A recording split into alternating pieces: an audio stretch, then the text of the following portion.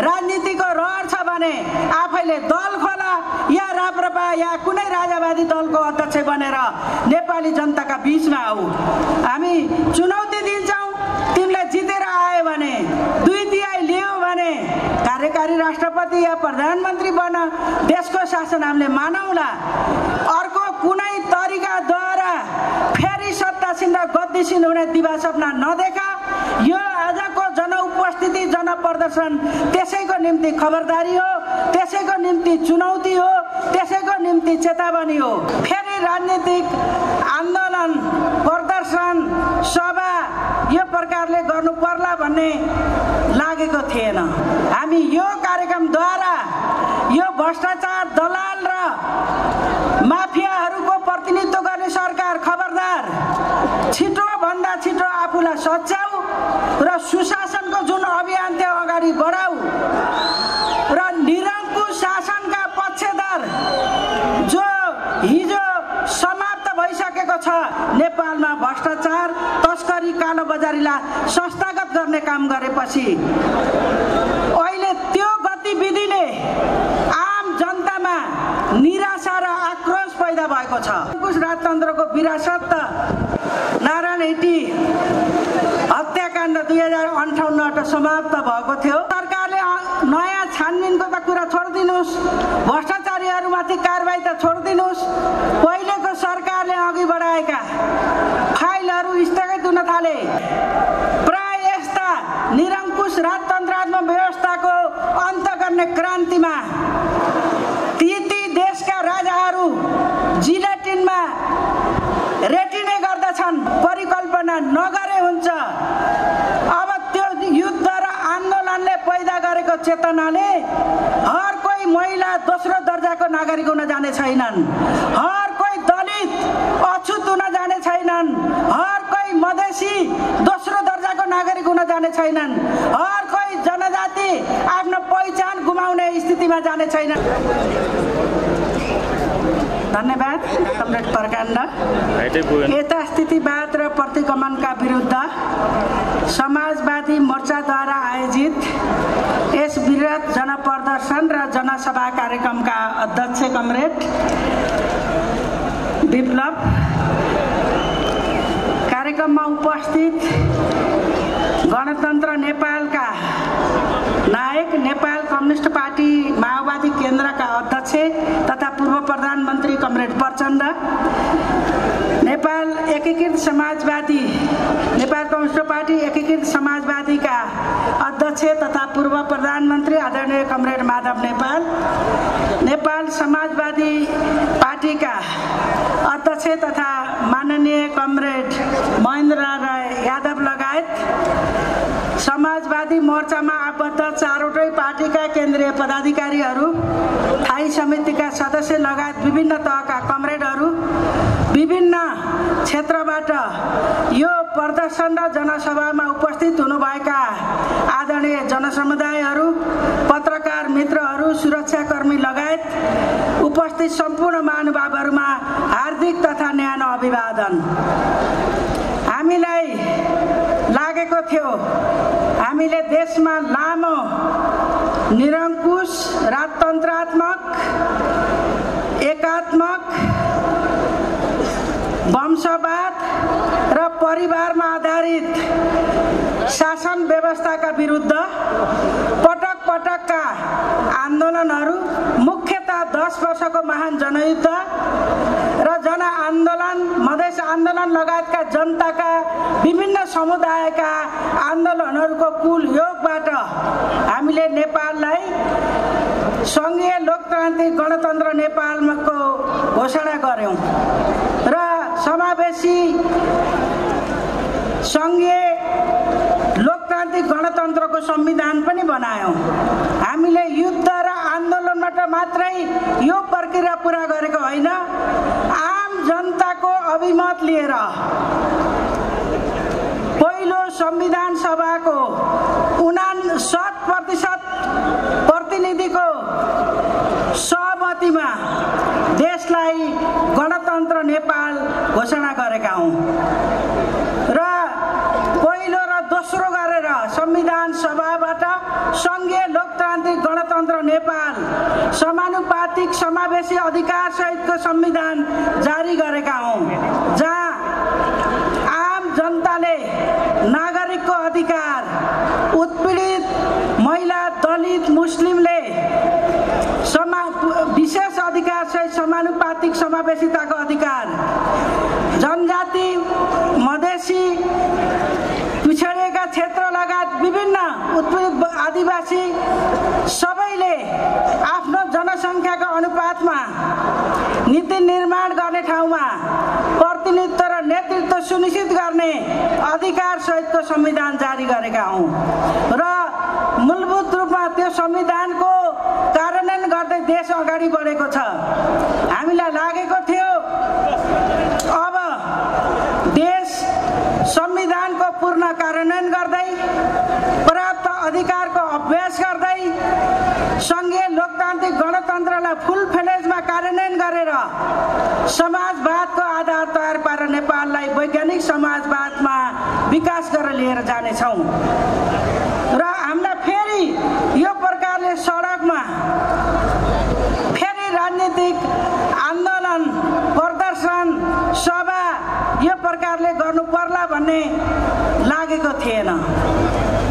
हामीलाई लागेको थियो जनताको आन्दोलनको परिणाम जनताले दिएको अभिमत मैले माने, तर म देशभित्रै बस्छु, मलाई बस्न नागार्जुन चाहियो, मलाई केही गाडी चाहिए, सुरक्षा चाहियो भनेर नारायण हिटीबाट शान्तिपूर्ण ढङ्गले चाहिँ विदा भएर 240 वर्षको निरङ्कुश राजतन्त्रको विरासत नारायण हिटी हत्याकाण्ड 2058 समाप्त भएको थियो।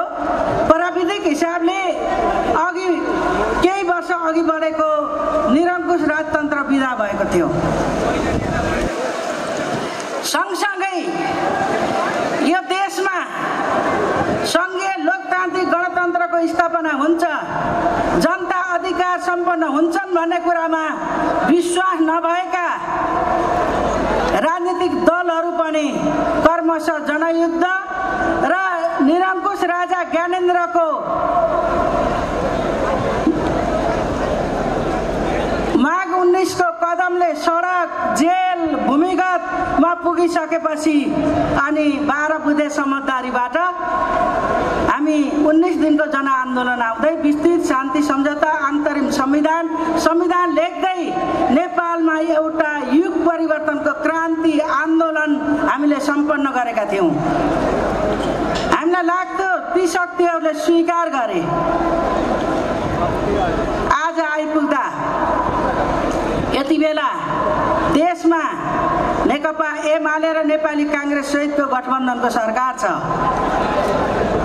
त्योभन्दा अघिल्लो अध्यक्ष प्रचण्ड प्रधानमन्त्री भएर नेतृत्व गरेको सरकारले अब संविधानको पूर्ण कार्यान्वयन गर्ने, जनतालाई राजनीतिक अधिकार प्राप्त भएको छ, हामी थप अधिकारको प्राप्ति गर्दै अघि बढ्ने हो।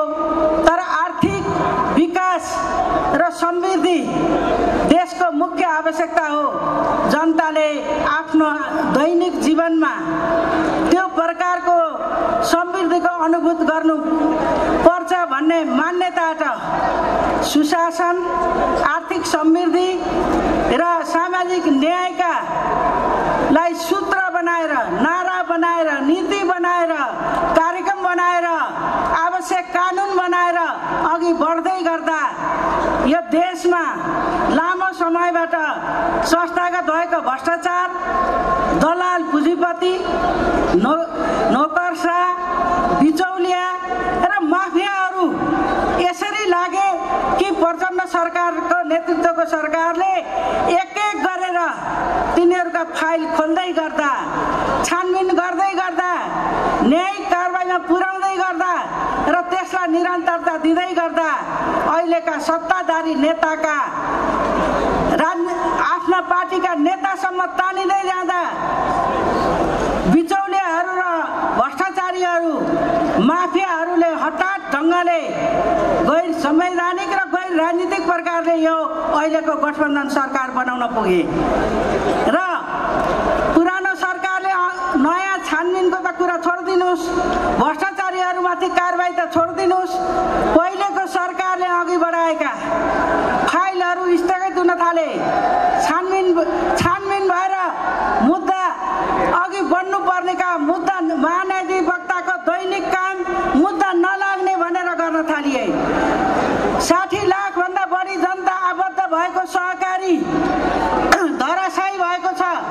जनताले औषधि समेत किनेर खान नपाउने, एकदम निम्न स्तरका जनताले समेत सहकारीलाई आफ्नो आर्थिक कारोबार र बचतको केन्द्र बनाएको डुबेको छ। तिनीहरूमाथि छानबिन र कारबाही होइन, आज जनता मात्रै होइन देशकै आर्थिक स्थितिमा सङ्कट पैदा गर्ने सहकारीका ती सञ्चालकहरू जसले जनताको करोडौँ होइन अरबौँ लगानी धनै खराब बराबरको हिनाबिना गरेका छन्, उनीहरूमाथि कारबाही छैन। एकपछि अर्को भ्रष्टाचारी, एकचोटि अर्को तस्कर, एकचोटि अर्को कालाबजारीलाई संरक्षण गर्ने सरकार बन्न पुग्यो यो। र लोकतन्त्र र संविधानलाई समेत सङ्कुचित गर्दै अध्यादेशबाट शासन र त्यो अध्यादेश पनि त्यसका कन्टेन्ट हेर्दा बिचौलिया, माफिया र दलालहरूका पक्षमा वैधानिक ढङ्गले कानुन निर्माण गरेर नेपालमा भ्रष्टाचार, तस्करी, कालोबजारीलाई संस्थागत गर्ने काम गरेपछि अहिले त्यो गतिविधिले आम जनतामा निराशा र आक्रोश पैदा भएको छ। अस्ति मात्रै 4 दिन पहिला मात्रै जलस्रोतले भरिपूर्ण भएर पनि निरङ्कुश शासकहरूले आफ्नो दरबार र आफू बस्ने घरहरू र अफिस बाहेक अन्त विद्युतीकरण नगरेको अवस्थामा यो सङ्घीय लोकतान्त्रिक गणतन्त्र स्थापना भए यता उज्यालो नेपाल भनेर विद्युतीकरण 18 घण्टा अँध्यारोमा बस्ने नेपालीलाई 24 घण्टा बत्ती र सिंह देश 99% नेपालमा विद्युतीकरण र विदेशमा विद्युत बढी भएको जलविद्युत निर्यात गर्ने प्रक्रिया जनताका आँखामा समेत पिर्य भएका नेपाल विद्युत प्राधिकरणका कार्यकारी अधिकृतलाई हठात ढङ्गले हटाएर अनि आम जनतामा थप निराशा र आक्रोश पैदा गर्ने वर्तमान सरकारका धरातलमा हिजो जनताको युद्ध आन्दोलनबाट पराजित भएर प्राय यस्ता निरङ्कुश राजतन्त्रात्मक व्यवस्थाको अन्त गर्ने क्रान्तिमा ती देशका राजाहरू जिलेटिनमा रेटिने गर्दछन्, मारिने गर्दछन्। हामीले बडो सौहार्दपूर्ण ढङ्गले गएर बस, नागरिक भएर बस भनेर छोडिदिएको कमजोरीलाई, छोडिदिएको स्थितिलाई कमजोरी ठानेर हिजो निरङ्कुश शासकका वरिपरि बसेर खाइपाइ आएका जनतामाथि उत्पीडन र शोषण गरेका पूर्व दरबारी र पूर्व पञ्चहरू यो निराशा र आक्रोशको धरातलमा कतै पुनर्स्थापित भइन्छ कि भन्ने एउटा दिवा स्वप्न देखेका छन्। हामी यो कार्यक्रमद्वारा यो भ्रष्टाचार, दलाल र माफियाहरूको प्रतिनिधित्व गर्ने सरकार खबरदार, छिटो भन्दा छिटो आफूलाई सच्याऊ र सुशासनको जुन अभियान त्यो अगाडि बढाऊ र निरङ्कुश शासनका पक्षधर जो हिजो समाप्त भइसकेको छ, जसरी एउटा मान्छे मरेपछि फेरि बाँच्न सक्दैन, निरङ्कुश राजतन्त्रको पुनरागमन सम्भव छैन।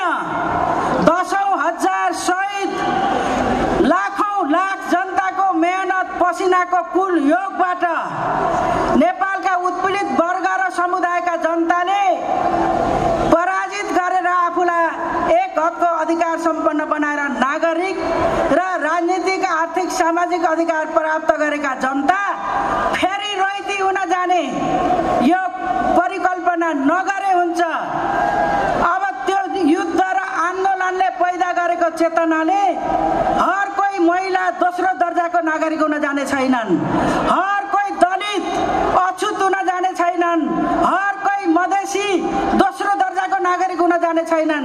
हर कोही जनजाति आफ्नो पहिचान गुमाउने स्थितिमा जाने छैनन्। किसान मजदुरहरू आफ्ना वर्गको अधिकार छोडेर सामन्त निरङ्कुशतातिर फर्किन छैनन्। यो चेतना भयो।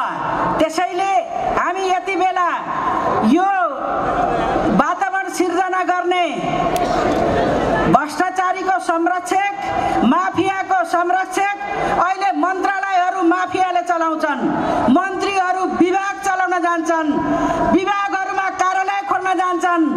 कर्मचारी नीति निर्माण गर्नुपर्ने मन्त्रीहरू कर्मचारीको सरुवाको अधिकार आफूमा लिएर एउटा सहसचिवको हैसियतमा बसिराखेका छन्। त्यसैले यसलाई छिटो सच्याऊ, जनताको भावना बुझ। 10,000को त्याग तपस्या र बलिदानको त्यो रगतको मूल्य बोध गर र यो समाज पछाडि नफर्किने कुराको ग्यारेन्टी छ। त्यो दिवा स्वप्न नदेख। यसैले हामी सरकारलाई पनि, सरकारमा भएका दलहरूलाई पनि हामी सचेत गराउन चाहन्छौँ र संविधानको पूर्णता पालना गर्न, संविधानले दिएका अधिकारको पूर्ण कार्यान्वयन गर्न र यही परिस्थितिबाट हौसेका प्रतिगमनकारीहरूलाई सहज ढङ्गले फर्क, नागरिक बन, नागरिक अधिकार बन। या पूर्व राजा ज्ञानेन्द्रलाई राजनीतिको रहर छ भने आफैले दल खोला या राप्रपा या कुनै राजावादी दलको अध्यक्ष बनेर नेपाली जनताका बीचमा आऊ। हामी चुनौती दिन्छौँ, तिमीले जितेर आयो भने, 2 तिहाई लियो भने कार्यकारी राष्ट्रपति या प्रधानमन्त्री बन, देशको शासन हामीले मानौला। अर्को कुनै तरिकाद्वारा फेरि सत्तासीन र गद्दीसीन हुने दिवा सपना नदेख। यो आजको जनउपस्थिति, जनप्रदर्शन त्यसैको निम्ति खबरदारी हो, त्यसैको निम्ति चुनौती हो, त्यसैको निम्ति चेतावनी हो। म यति कुरा भन्दै अरू वक्ता कमरेडहरूले बोल्नुहुनेछ। यो मध्याहको गर्मी, खेतीपातीको स्याहार्ने सिजन पनि हो। त्यो सबै छोडेर आफ्नो महत्त्वपूर्ण समय आफूले प्राप्त गरेका अधिकारको रक्षाको निम्ति र अझ थप अधिकार प्राप्ति गर्ने एउटा समाजवादी आन्दोलनमा अगाडि बढ्नका निम्ति सचेत ढङ्गले उपस्थित हुनुभएका सबै कमरेडहरू, सबै साथीहरू, सबै दिदीबहिनीहरू, सबै दाजुभाइहरू, पत्रकार लगायत सम्पूर्ण उपस्थित महानुभावहरूलाई म समाजवादी मोर्चाको तर्फबाट हार्दिक हार्दिक स्वागत, अभिवादन गर्दै आफ्ना भनाइ अन्त गर्न चाहन्छु। धन्यवाद, अभिवादन, लाल सलाम। धन्यवाद।